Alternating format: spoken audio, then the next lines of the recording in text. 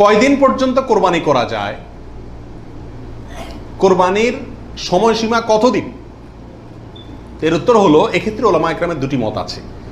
অনেক ওলামা একরামের মতে কোরবানি করা যায় ঈদের দিন, জিলহজের 10 তারিখ, আর 11 এবং 12, এই 3 দিন। এটা ইমাম আবু হানিফা রাহিমাহুল্লাহর মত। এর বিপরীতে অনেক ওলামা একরামের মত হলো কোরবানি এটা 4 দিন পর্যন্ত করা যায়। কোরবানি ঈদের দিন এবং তারপরে আরো 3 দিন, 11, 12, 13।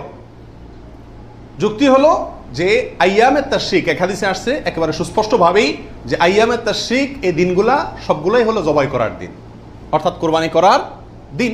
সেহেতু আইয়ামে তাশরিক হলো ঈদের দিন, ঈদের পরে আরো 3 দিন, অর্থাৎ 13 তারিখ, চাঁদের 13 তারিখের সন্ধ্যার আগ পর্যন্ত। এ হলো কোরবানির দিন। তবে কোরবানি প্রথম দিন ঈদের নামাজের পরপরই করা বেশি উত্তম, এতে কোনো সন্দেহ বা ইখতিলাফ কারোর নাই। এবারে সারা দুনিয়ার উলামা ইকরাম একমত। কারণ নবী আলাইহিস সালাম ঈদের দিন ঈদের নামাজের পরপরই সাধারণত কি করতেন? কোরবানি করতেন। দ্বিতীয় তৃতীয় দিনে তিনি নিতেন না।